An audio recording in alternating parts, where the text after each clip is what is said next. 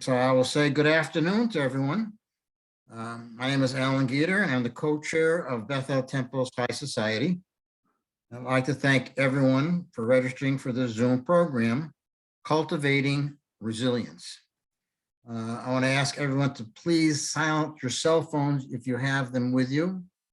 Hopefully your home phone won't ring in the area that you're in. And now I'd like to call on Rabbi Rosen to say a few words to us. Thank you, Alan. And it's wonderful to see everybody. I hope you're all doing well. The immediate hope is that the snow and rain and ice will not be too significant tonight and tomorrow. We've seen that picture before, and we've had enough of it. And I'm very excited that we have a wonderful learning opportunity this afternoon.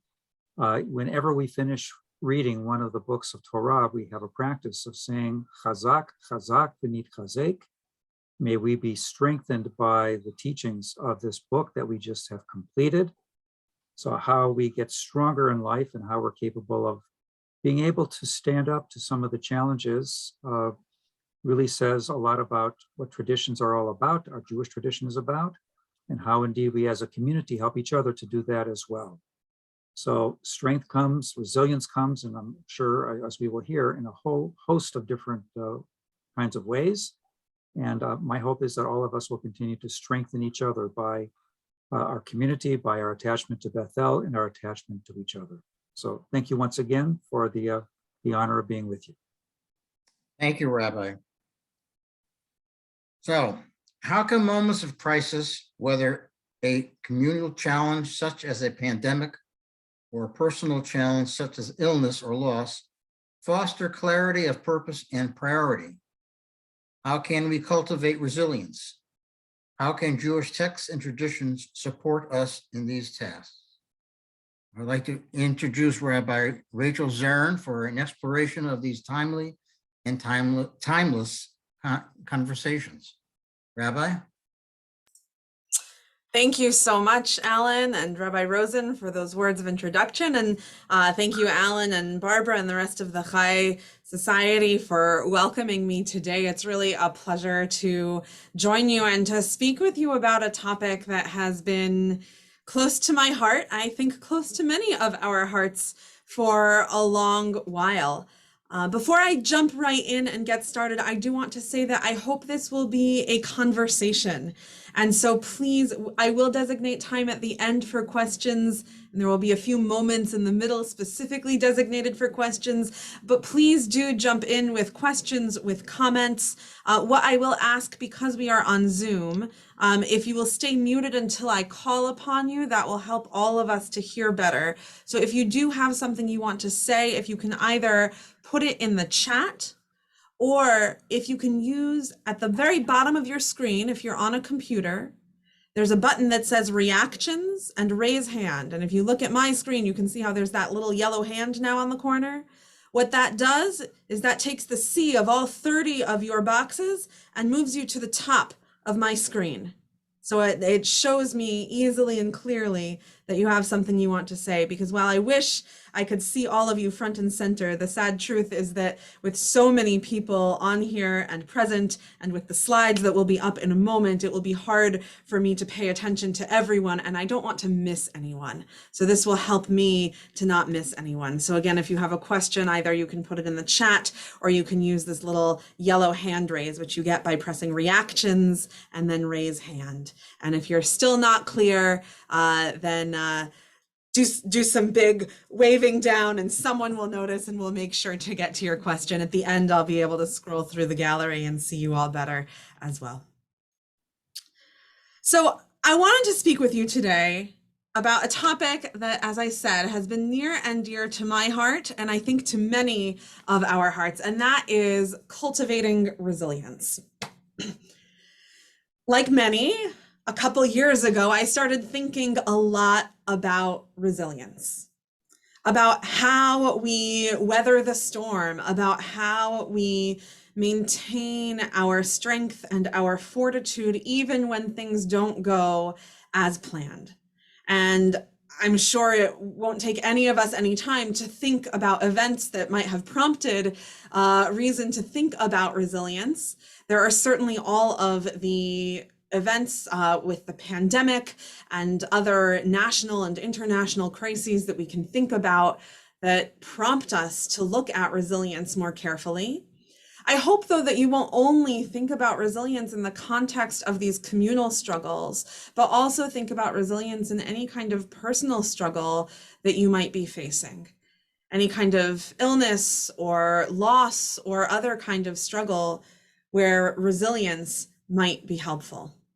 Because what I and others have thought about and learned over time is that the key to keeping on going is not to create some sort of perfect fairy tale picture book life. The key to keeping on going is to be able to rebound and to be resilient in the face of challenge. Now, as I was thinking about resilience, I was particularly moved by a piece that I read in the New York Times, a piece entitled "What Makes Some People More Resilient Than Others" by Eileen Zimmerman. It's a powerful piece. It's part of their collection of COVID-19 responses. So even if you don't subscribe to the Times, you can still read this particular piece.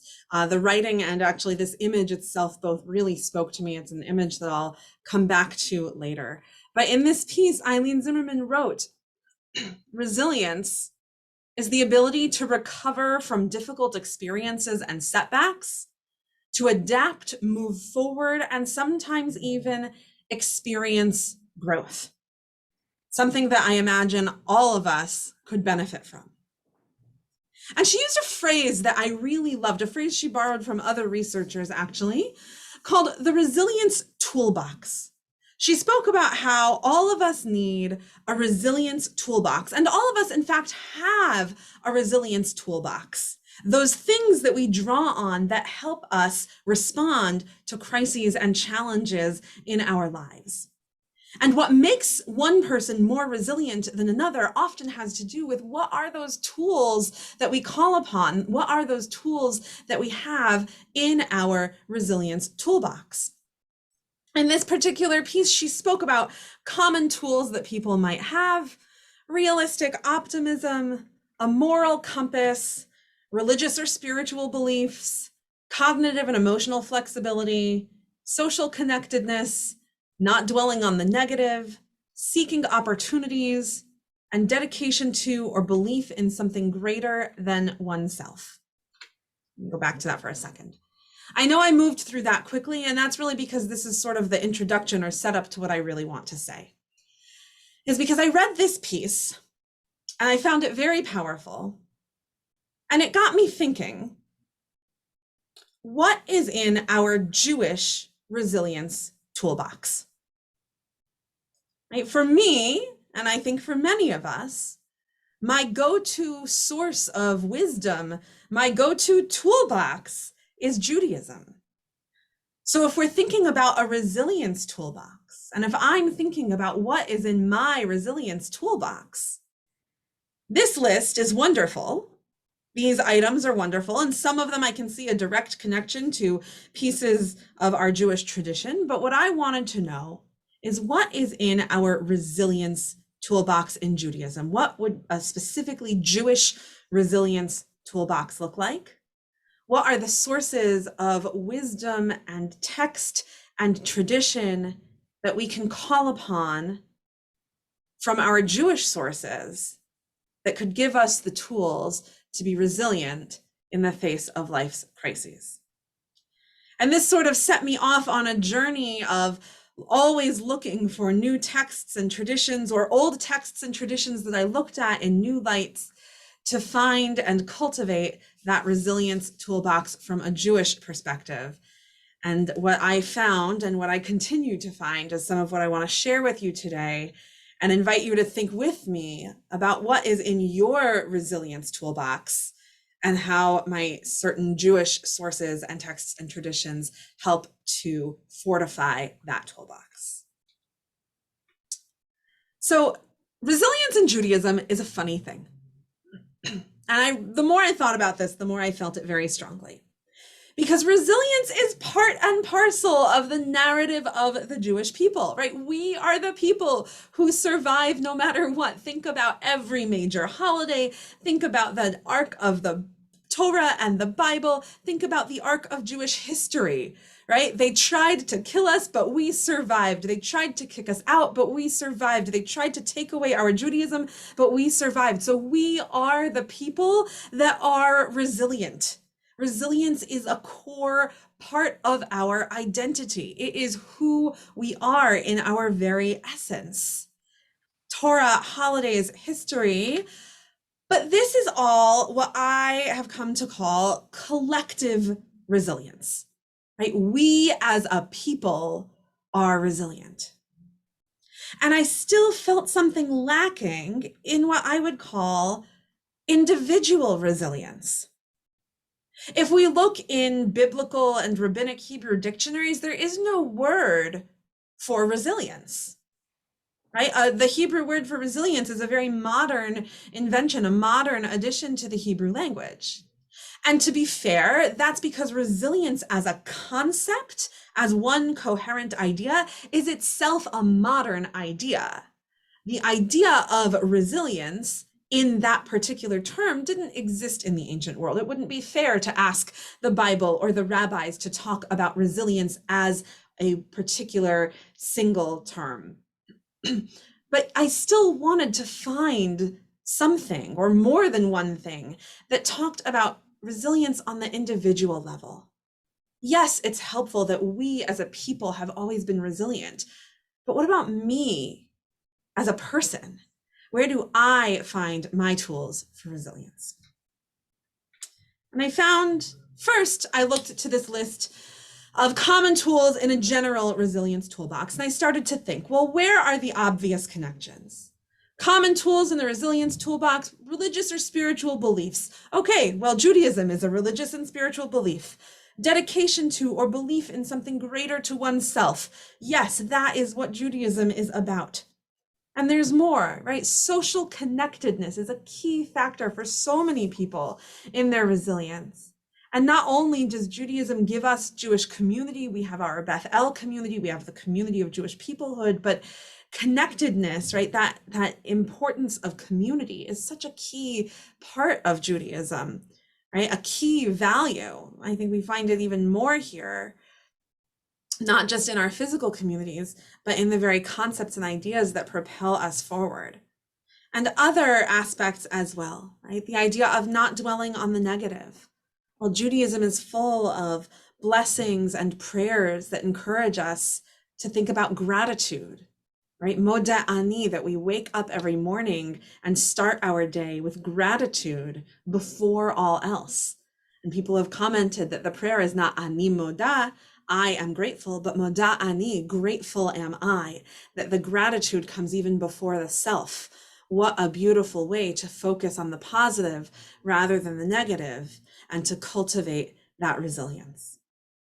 And so we can see sort of built into some of just the very nature of Jewish practices, some of these common tools in the resilience toolbox. But I also wanted to find certain specific anchors. And for me, what I look for is text, right? Jewish text, rabbinic text is what anchors me and speaks to me and propels me forward. And with gratitude to a particular teacher of mine, Rabbi Adam Kligfeld, I came across this particular text from the Babylonian Talmud, Yevamot 121a, which I'm going to share with you in just a moment. It's a very short text, but I think it packs a lot in.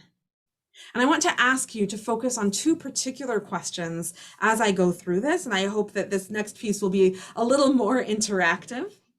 I want to ask you to think about what resonates with you as we read this text, and what can this text teach us about individual resilience. I hope we can all agree that the very story of our people is one of collective resilience. So let's focus on the individual. What can this teach us about individual resilience? And so with that, I share a text with you. Tanya, it was taught. Rabban Gamliel once said, once I was journeying on a ship And I saw another ship, right? Two ships journeying approximately parallel to each other. But he says, I saw another ship break, and I was grieved over a sage who had been on that ship. And who was it? The great Rabbi Akiva. So what's happened here? Rabban Gamliel is on one ship, Rabbi Akiva is on another. Rabban Gamliel knows Rabbi Akiva is on this other ship. Where they are coming from, where they are going doesn't seem to quite matter. How the ship breaks, we don't know. But what we know is that Rabban Gamliel sees the ship with his colleague and friend Rabbi Akiva break and fall into the sea. And the word that's used, right? He was mitzta'er al tamid chacham. He was grieved and suffering, heartbroken even, I wanted to translate it as. He was grieved over this particular sage, meaning he assumed that Rabbi Akiva had been lost at sea, lost to the world. That because the ship had broken, his colleague and friend had died, and it was over. And so he grieves for the loss of his friend and the great Torah scholar, Rabbi Akiva. But the story does not end here. That's just all I could fit on one screen. What does Rabban Gamliel continue to say? He says, but when I disembarked onto dry land, he came. Rabbi Akiva came and sat and deliberated before me about halakha. He goes and teaches and studies just as if nothing had happened. And Rabban Gamliel says to him, my son, who brought you up from the water? And he said to me, Daf shel sfina, a plank from the ship came to me. V'chol gal v'gal sheba alai, every wave, each and every wave that came upon me, I bowed my head. And the story ends there, but the implication is that Rabbi Akiva grabbed onto this plank from the ship, and when the waves came, he bowed his head and let them wash over him. And in this way, he arrived at the shore. And that is the story.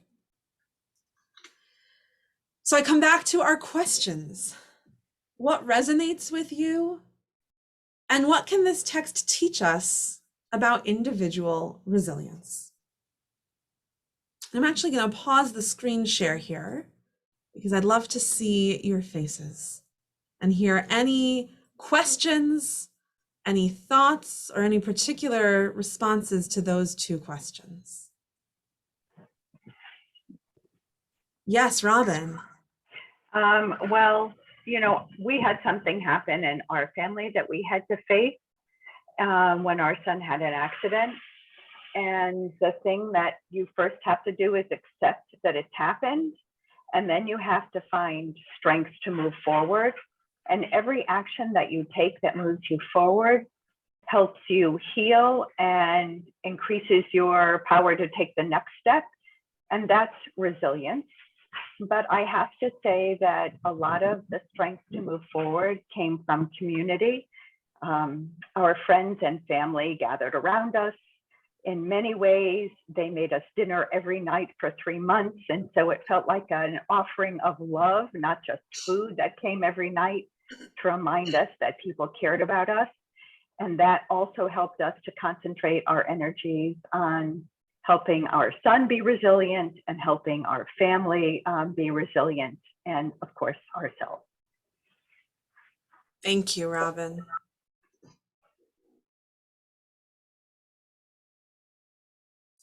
Other reflections, comments? Roberta, yes. Oh, that was a applause, no, not a hand raise. I apologize. No, it was no. Because it is that's a the only one. Yeah, it's the only one. I don't have a straight one like you do.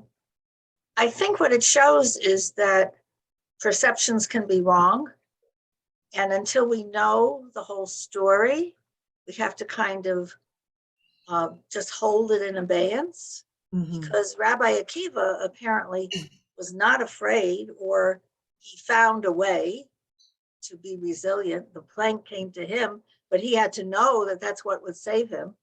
Whereas Rabbi, the other rabbi was jumping to a conclusion based on what he saw, circumstances, and thank goodness he was wrong. Mhm. So let's let things kind of hover until we know all the facts. Beautiful. Beautiful. So there's a game that many of us play, and it's not a good game. It's called the worst case scenario game, right? Where many of us do what Rabban Gamliel did. You see a ship sink and you say, everyone's dead. My friend is lost. And that might be a possibility, but it's not necessarily the truth. And there's an incredibly helpful thing you can do to anchor yourself to say, well, what do I know? And what are the realistic possibilities? Because there's actually a flip side to the worst case scenario game, which is where we can go to the absolute worst case scenarios, which really aren't realistic, right? And sometimes playing out, well, what are the realistic worst case scenarios can bring us back from that and help to anchor us in realistic possibilities. But it's always helpful to say, well, what do I know? And what are the realistic possibilities? And separate one from the other. And the hovering, I like that metaphor. Thank you. All right, we have other comments here. BJ and Lenny, I'm not sure which one of you wants to speak, but please go ahead. And then we've got Barbara and then Marshall. You'll have to unmute yourself, BJ. Or Lenny. I'm intrigued by all of the metaphors that were in that small passage about a crisis that the rabbi on the ship that was breaking apart, and B, the rabbi that watched this, and the metaphors of resources came to me in the plank. That was something that, who expected that to happen? But the rabbi was resourceful to use that as a way to deal with his crisis. And then the rabbi who was watching made some assumptions about the worst case, but when he saw the other rabbi, wanted a story, because I feel like the transfer of information that happened to, I forget which rabbi it was, but the rabbi who was on the breaking ship, the way he transferred that information about what happened provided the other rabbi with a tremendous amount of hope for the future, and I really appreciated how you translated that as well. It's the reality that resilience is about bouncing back, but there are so many different resources that we can use to do that ourselves, or to help others discover that there are ways for that to happen, no matter what the issue or the crisis. I'm done. Thanks. Thank you. Thank you. Very, very valuable insights. Barbara, please. Okay. Fabulous comments, if I may say. I go back to the very beginning of Rabbi Gamliel's perception of what occurred, and he was fearful. He was frightened, and he allowed his emotions to go to that place that all of us go to. Nothing wrong in going there, because that's the human, it's the whole line of emotions, but to stay there and not come back. However, this little narrative, this was a teaching moment, that when they were on shore, and did I read properly that it was Rabbi Akiva who was the younger of the two? I think My son, he said, Rabbi Gamliel said, my son. I mean, is that literal or just? That's not literal. It's a term of endearment. Okay, all right. So I don't know who was, in other words, who was the quote teacher of the two, but whoever it was didn't matter, because they learned from each other also. Obviously, Rabbi Akiva learned much. Rabbi Gamliel learned much from Rabbi Akiva, but I bet we don't see the bubble over Rabbi Akiva's what he was thinking as Rabbi Gamliel was speaking to him, he may have learned something also. It's a great little piece here. And we just have to not allow that fear of the unknown and what could probably happen in a negative way. It doesn't have to be as bad as that. But to get that to swing back to center, that takes a lot, and that's resilience. Yeah. Thank you.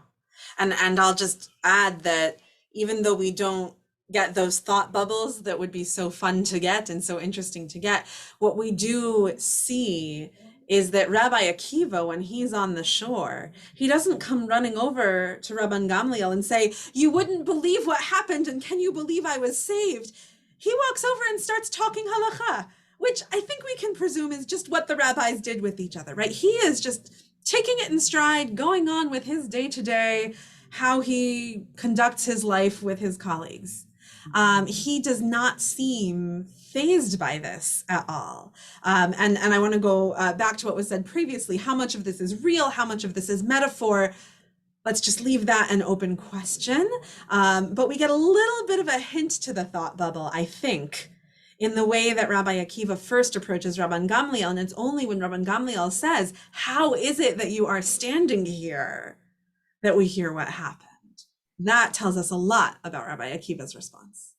So thank you. Marshall and then Sharon.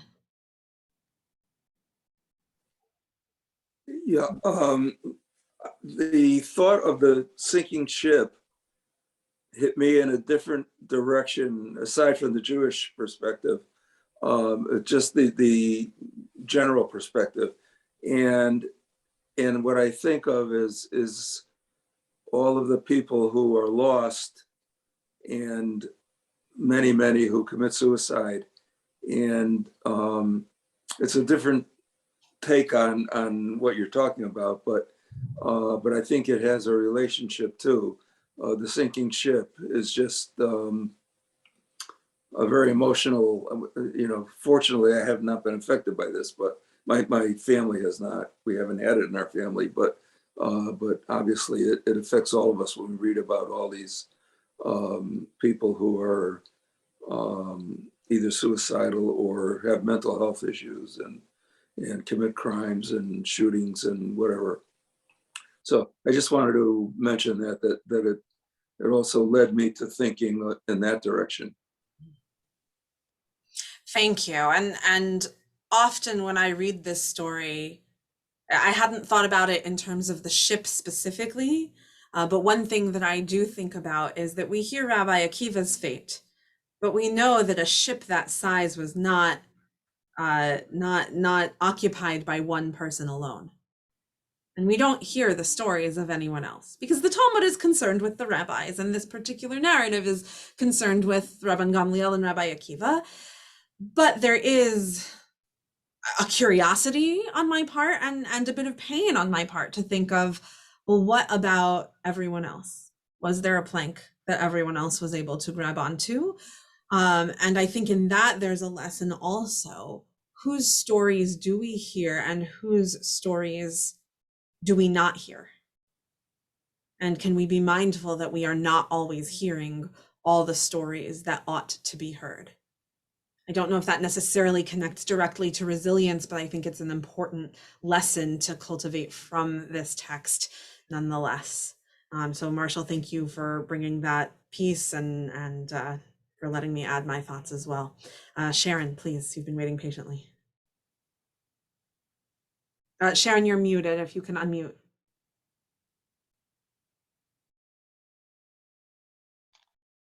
There we go. For me, I thought about that Rabbi Gamliel reacted the way many of us react when we see a disaster happen. Oh my God, everything's lost. That's the first thing that comes to mind. But what happened, what Rabbi Akiva brought to this is, for me, was faith in miracles. And the way he said, a plank came to me. Like, wow, a plank came to me. And I think that Rabbi Akiva looked at it, this is a miracle. I'm meant to be saved here. This plank came to me.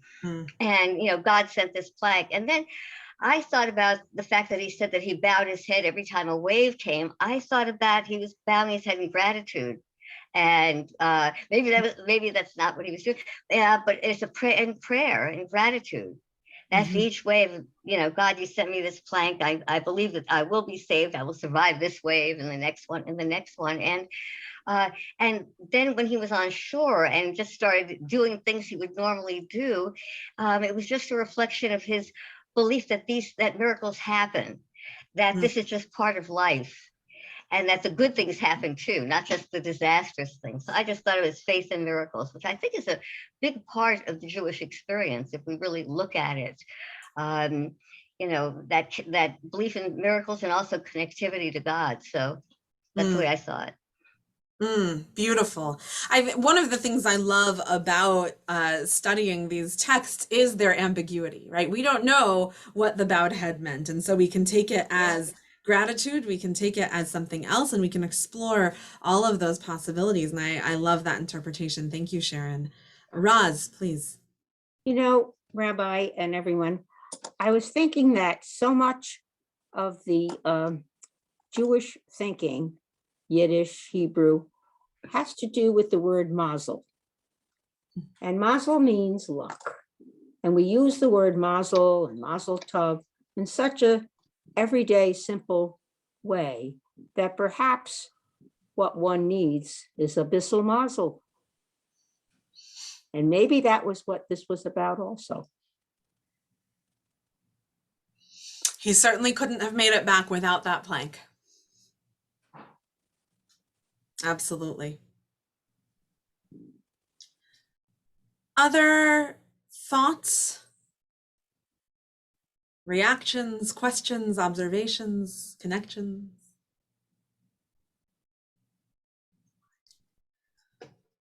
Please. Oh, Sharon, go ahead. You'll have to unmute again. Okay, there we go. I was thinking about looking at, this is a little bit slightly unrelated. I was looking at that list about resilience tools, the resilience toolbox, and I thought about how many of those had to do with connection to other people, connection to community. And in my own life, I've lived several different places around the country. Every place I went to, I connected with the synagogue. I joined Hadassah. And immediately I felt like I was among friends. I never felt like I was a stranger in a strange land. And that is an incredibly comforting and very, very, I think a very big part of our resilience. So I just wanted to say that. Thank you. And we're going to that's a come huge back part to of it. connection. That's going to be a big theme in a few minutes. Doreen, I think, and then BJ and Lenny. Going along with what Sharon said, the connections, I think the fact that the Jewish religion has Shiva right after someone passes, that support is unmeasurable. And we have a friend who is not Jewish, and his comment was, the Jewish people do it so well. The Christians have the wake, and then after the funeral, the family is alone. Whereas we have the funeral, and afterwards, we get all the support from friends, the synagogue, from everybody when you really need it, as opposed to being left alone. Yes. Thank you. And BJ and Lenny. This is a BJ comment. Great. When you were relating the story, one of the things that stood out for me was Rabbi Gamliel was so upset by what he was seeing. He didn't stop to think, I was putting myself on the boat with him. Where's a life preserver? What can I do to throw something out there to help the other guy? But I think his fear and his shock at what he saw prohibited him from even thinking further at that moment. And it's interesting to me that that particular story doesn't delve into that aspect of what can I do to help? I think not always, but often when someone calls us and we hear about something tragic, especially on an individual level, the first thing we do is, as Jewish people, in fact, is say, what can I do to help? I'm done. No, thank you for sharing that. I always wrestle with whether to raise that or not, because there's a lot we don't know in this story, right? Are they on the sea in the middle of a hurricane? Okay, don't jump into the ocean to save someone, you'll both drown. Right? We don't know why the ship broke. We don't know how far apart they are. There are many unknowns that maybe make it understandable for Rabban Gamliel to say, oh no, my friend is lost. But there are many unknowns, and maybe they're 100 yards apart and he could have jumped in and saved him. And why is his response to simply say, oh no, my friend is lost, right? And that's another one of those ambiguities that we can go in either direction. I do think, regardless of which way we read the story, there's a lot that we can learn from comparing Rabban Gamliel's response to Rabbi Akiva's response, right? Rabban Gamliel, the one watching on the ship that's unbroken, Rabbi Akiva, the one drowning at sea. Had we had this conversation before I made the slides, I would add many points, but I'm going to share with you the 3 main lessons that I take from this about resilience. Not quite in the order I would put them in now either. But the first is adaptability, right? And this is one of those contrasts between Rabban Gamliel and Rabbi Akiva. Rabban Gamliel says you can either be on a ship or you can drown, right? You can be on a ship or you can be on solid dry ground off the water. Rabbi Akiva says, well, there's no ship. What else can I float on? There's no ship. How else can I get to shore? What else can I grab onto that will get me to where I need to go? And I think that adaptability is one of the keys to resilience. I think we see it when we look at those features of communal resilience in the story of the Jewish people, right? At one point in time, there was the temple in Jerusalem and nowhere else where we could worship. And when the temple was destroyed, we could have said, that's it, that's the end of Judaism, but we didn't. We said, how else can we worship? And now we have the system, more or less, with a lot of evolution, but we have the same essential system that we have today of synagogues and prayer and holidays that keep us connected to the same goals and ideals without the temple. And Rabbi Akiva, in many ways, did the same thing. I don't have a boat. How else can I get to where I need to go? How else can I do what I need to do? How else can I grab on and stay afloat and get to shore to keep teaching Torah? How can I adapt to my situation? And the next piece, though very interrelated, is to find this balance between accepting our situation and facing challenges head on, neither ignoring them nor catastrophizing them, right? Rabban Gamliel, again, he catastrophized. The ship is broken, Akiva must be dead. There's another alternative, of course, right? I just can't see the ship anymore, everything's fine, right? Neither of those responses help. Let's think about Rabbi Akiva, right? When the ship broke, if Rabbi Akiva had tried to pretend there was still a ship, it would not have gone well. Right? And if Rabbi Akiva gave up that all was lost, it also would not have ended well. Instead, he accepted the ship was gone, but said, what else can I do? How can I tackle this situation?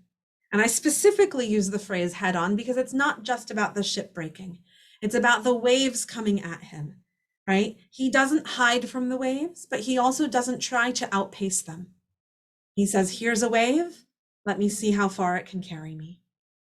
And I know nothing of these things, but I have heard from surfers and from boaters that really the way to get back to shore is to let the waves come and do what they do best, which is to move you closer to shore. But your impulse often is to try to outswim the waves or to avoid them entirely. And neither of those are helpful responses. And either Rabbi Akiva was expert in this or he just intuited that the best thing to do in a crisis is to face the challenge head on, neither ignoring nor catastrophizing, but finding that balance. BJ and Lenny just put in the chat, this is the difference between being a victim or a survivor, right? So I think that can be a helpful phrasing here. Certainly it's what led Rabbi Akiva to be a survivor. And finally, this piece of connection. And the connection plays out in a very powerful but coded way. So I want to bring us back to the text for a moment. And I'm going to give you a little bit of a Hebrew lesson here, but don't worry, it's going to be very small, and I'll take you with me. So when Rabban Gamliel sees Rabbi Akiva, and Rabbi Akiva launches into just doing what he does, and Rabban Gamliel says, "Who brought you up from the water?" Akiva says, "A plank from the ship came to me." But here's the thing about Rabbinic Hebrew. There are many words that Akiva could have used to say plank. Right? There are many different Rabbinic Hebrew words for a plank of a ship or for a wooden plank used for any kind of construction. He uses a very specific word. He says, daf shel sefina. Now, daf is a word that means plank, but daf more often means a page of rabbinic text. You might be familiar with it if you've ever heard the term or phrase daf yomi, this practice of reading a page of Talmud every day.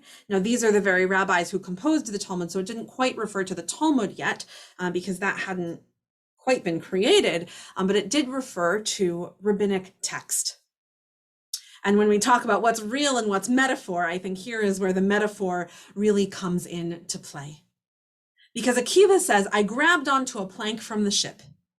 And if we want to think about how this could work literally, he has to grab onto a wooden plank. What's going to float and keep him afloat to get back to shore? A wooden plank. And that's going to be available because the ship just broke. The pieces of the ship must be somewhere. So yes, we have that literal playing out of the plank, the wooden plank of the ship.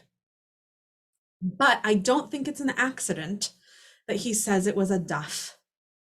I think we are meant to read into that he not only grabbed onto the plank of the ship, he grabbed on to what also represented sacred text, which for him, as one of the rabbis who composed this sacred text, also represented his community.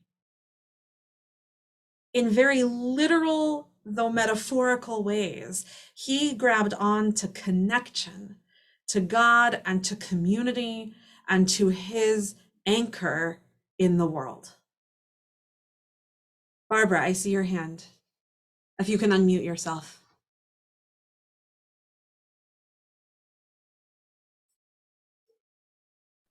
Okay, the two words following daf, shel sefina. What what is sefina? A sefina is a ship. Okay, a page of the ship. Okay. I mean, the metaphor has to work out on both levels, right? It's a plank of the ship.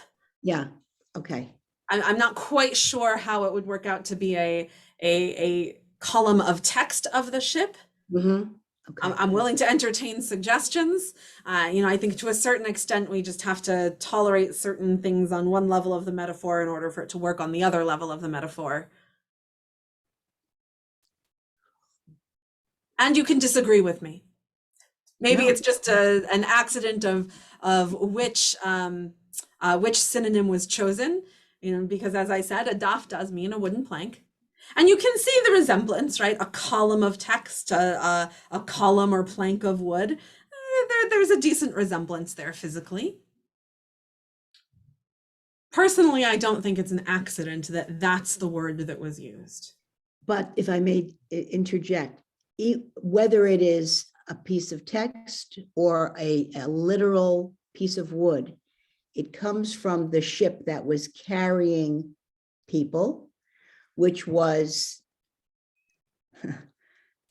that was the Torah, the grand book, the safety net, so to speak, and this is a piece of that. So it doesn't matter really what you want to call it. It helped him for him then to actively save himself with the help of possibly God or just being resilient. Beautiful. Beautiful. Any other questions or comments before we move on from this?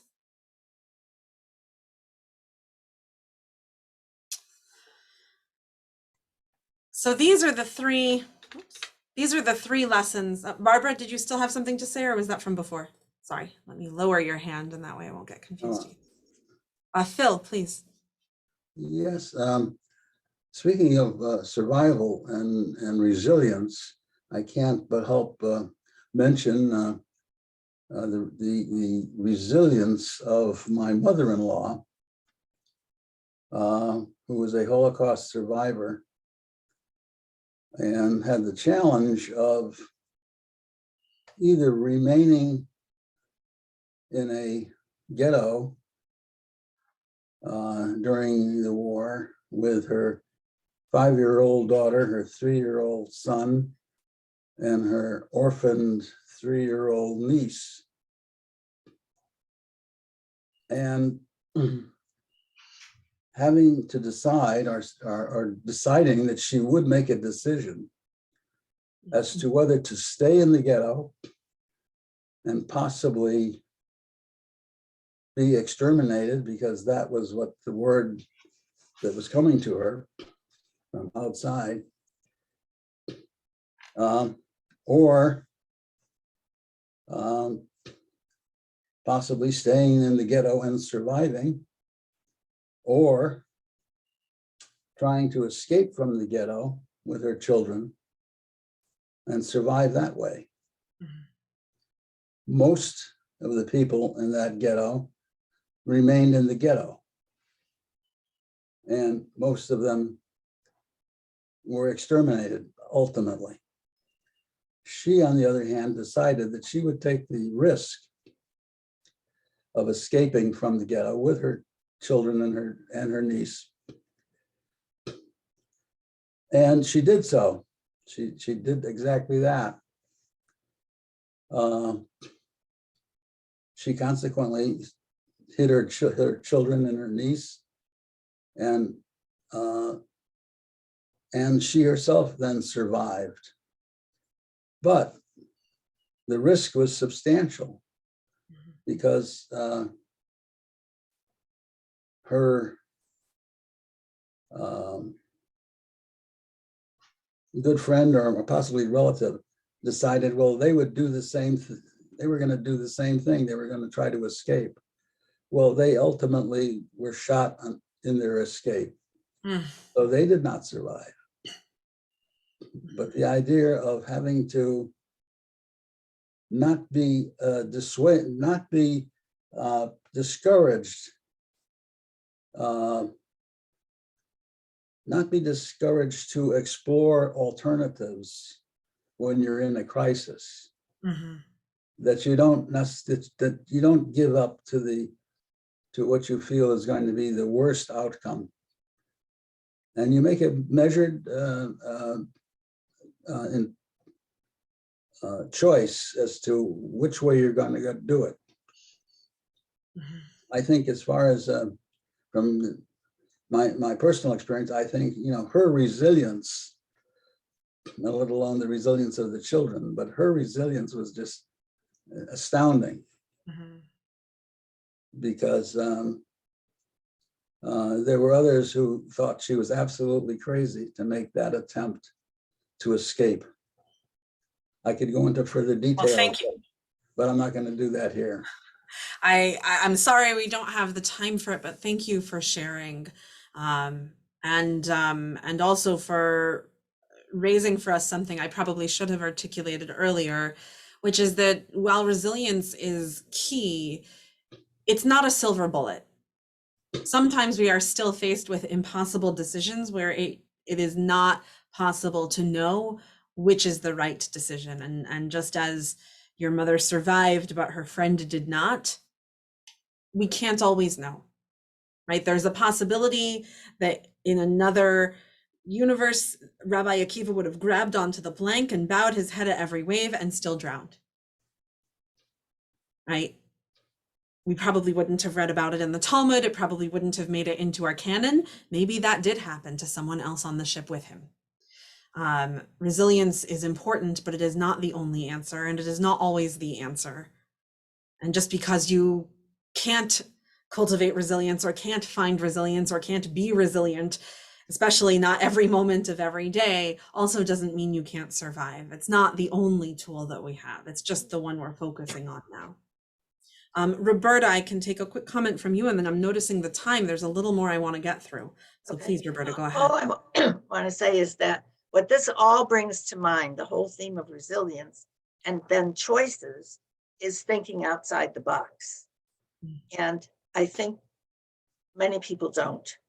And my experience is that when you can consider all the different choices and you think outside the box, you're more likely to survive or succeed or whatever in a positive way. That's all I want to say. Thank you. Thank you. And I think that goes along well with Phil's comment. What are all my options, right? It is easy in a moment of crisis to say, well, this is all that's happening. This is all I can do is just let it come. Instead of saying, well, what are all my options? Do I have to stay? Do I have the option to leave, right? Do I have to drown? Is there something I can grab onto? Are there other options available to me? So I'm going to move a little bit faster here, but from this text from the Talmud, which has really become a text I have held dear to me, it's become like a friend.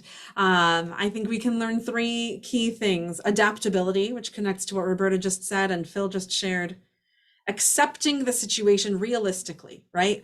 Realistic acceptance of our situation without ignoring what's happening and without catastrophizing, finding that balance; and connection to community, to tradition, and to God.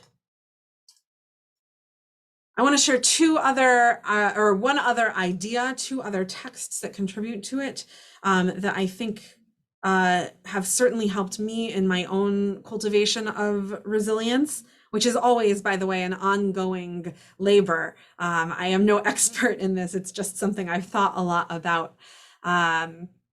These are ideas that are probably already familiar to you, but I hope I'm bringing them in a new light.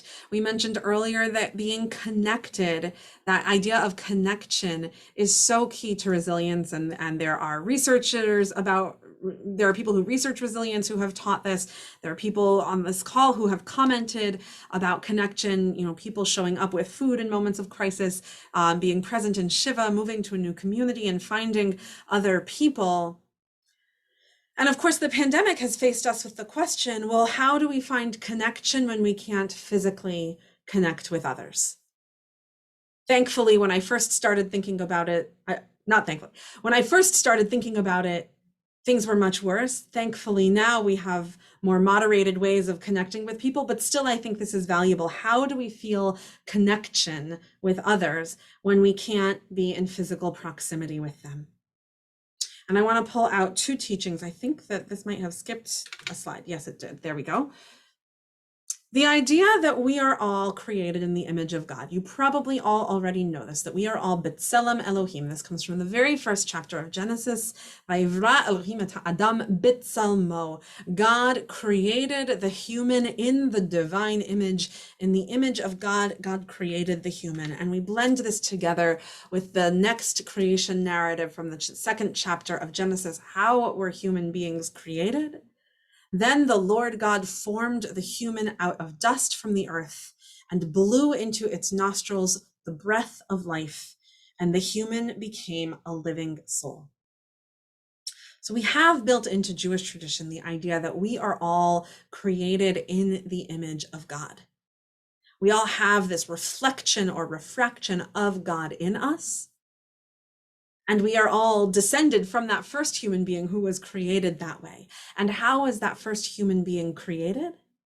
With the breath of God. And maybe this is a little bit of an interpretive leap, but I don't think it's too far a leap for us to take. To then say that if we are all created in the image of God, because that first human being was created in the image of God, and if that first human being was animated into life through God's breath coming into it, then every time we breathe in that animating breath of life from God. And that connection that we desire and that connection that we need in order to be resilient isn't necessarily dependent on being physically proximal to other people. That connection comes from the very breath we take in, because all of us breathe in that divine animating breath of life with every breath we take. And maybe all we need to feel that connection is to be mindful of the breath going in and out of our noses and our lungs, and thinking about how that connects us all the way back to the origin of creation and to the divine. So I want to end with a couple questions and observations, and I know we're out of time. If anyone needs to leave, feel free, but I'm going to take a few more minutes because I don't want to end us here. What is in your resilience toolbox, and what do you want to add to it? If we had even more time, I would ask you to take 5 minutes and write it down right now, 2 columns. What's in your resilience toolbox? What do you want to add to it? Instead, I'll say, if this speaks to you, do this sometime, maybe today, while it's still fresh in your mind. And write it down, because it's helpful to have it written, because there are times when it's easy to think about it. And when we need it the most, it's harder to think about what we have. Right? That's why we have a toolbox and not tools scattered around our house, because we need a place to go when we need it. And I want to share with you what's in my Jewish resilience toolbox. Connection. That's top. And yes, it's about physical community, but that's not always accessible. And so it's also for me about connection across geography. Right? If I pick up a Siddur, I can be guaranteed that someone somewhere else in the world is saying the exact same words that I am saying. And I can think about that and think about that connection and know that I'm not alone. It's about connection across time, that when we engage in traditions and rituals or study texts that have been studied by those who came before us, we are connected to other people, even if they're no longer with us. It's about connection through tradition, the idea that we are repeating acts that have happened over and over again, and connection to the divine. It's about being part of something greater than myself, connected to the idea of connection, related to the idea of connection, but something more than that, right? This is not just about me, this is about something greater than me, and I am a piece of it. It's about knowing that others before me have survived. One of the most helpful things I heard early on in the pandemic, we were surrounded by people saying these are unprecedented times, and there is some truth to that. And if you look at history, pandemics have happened before. We are not alone in our experiences. We are in their uniqueness. There are always unique features to them, but others before me have survived. And it means that hope is not all lost. Not that my survival is guaranteed, but that we know that just because of our circumstances, our fate has not been sealed. I see some comments coming in the chat. From Sheila, talking about taking 3 deep breaths is key to getting into the present moment and stopping to be aware of what is in your mind, which is what all of mindfulness is about. Thank you so much. And yes, we will make this recording available. Sense of purpose and obligation to others through mitzvot, right? A lot of the research on resilience talks about having a sense of purpose. And I think that's what the whole structure of Judaism is about, is giving purpose to our lives. Prayer, I mentioned this at the beginning, being an articulation of both insecurity and gratitude. The idea of rootedness, this is related also to connection, and breath, as we talked about before. And I want to close with an image similar to the one that was in that piece from the New York Times, the image of rootedness, because I think that trees are so much an image in Judaism, right? The idea of Torah as a tree of life, the idea of the trees in the Garden of Eden and the origin of creation. Trees are such a powerful image of growth and flourishing. And I love this idea. It's a metaphor for sure, but we're good with metaphors, right? I love this idea of thinking of ourselves as one individual that maybe can be thrown around in the storm or the wind, but that Judaism roots us in so much more that helps us bounce back from the things that come at us, right? The person may be each and every one of us, and this becomes our resilience toolbox that helps us waver but not break in the crises and the storms that come at us. And so I hope that that image and all of this speaks to you as well. I'm happy to share the slides, and we will share the recording, though it may take a few days. I want to thank you all for coming, and I want to thank Barbara and Alan for creating this opportunity for all of us. And I am happy to stay on for a little while to entertain any last questions or observations, but I know that we're 5 minutes over time, so I want to formally close things out and say thank you. Thank you all. Thank you. Robin, I see your question.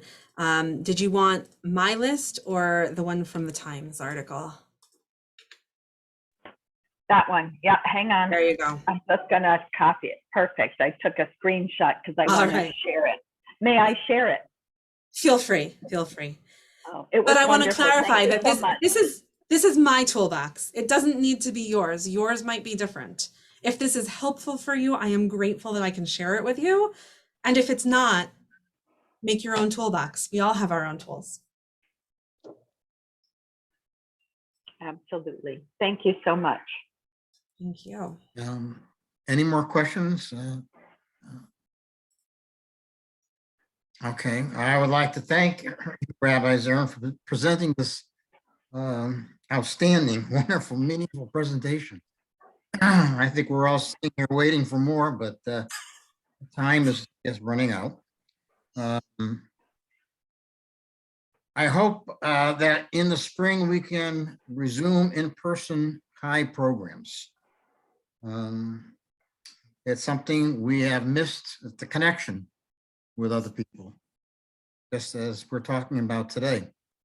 But if necessary, though, we'll continue with Zoom programs, and this will be our way of connecting.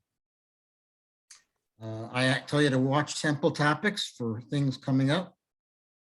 And I want to say, have a wonderful rest of the afternoon.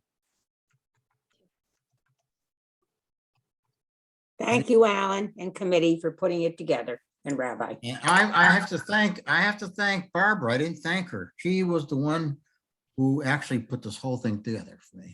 Wonderful. Thank you, Barbara. Thank you, Thank Barbara. you. Thank you, everybody. Thank you. Thank you. So, Sheila, I saw your question. If it's okay, Sheila, I saw your question in the chat.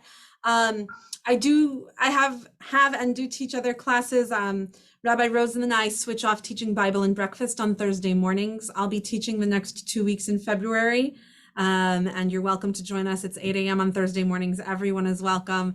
It's much more conversational and less frontal, but some of the people here also come to that and can tell you that we have a wonderful time, I think. It's a wonderful Barbara time knows. and it goes too fast. It's a wonderful time and it goes too fast, Rabbi. Thank you, Roberta. And I am sure there will be many other opportunities for us to learn together, and I look forward to that very much. Barbara has her hand raised. I just want to say, boy, Rabbi Zerin, you are a remarkable teacher, and we thank you. Okay, we are all Yashikoa.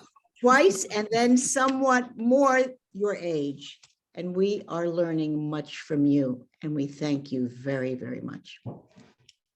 Well, thank you very much, and thank you all for coming and participating and trusting me with all this. Thank you. Bye. Thanks. Bye, everybody. Bye. Bye. Bye, Mart. Bye, everyone. I can't name everyone. There are too many of you. It's wonderful. Bye, everyone.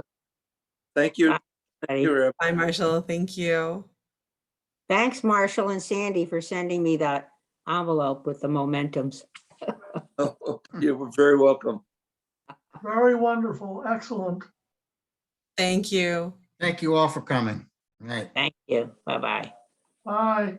Bye, Roz. Be well. Be well. Thank you. Working on it. Thanks. Okay, keep working. Right. Bye-bye.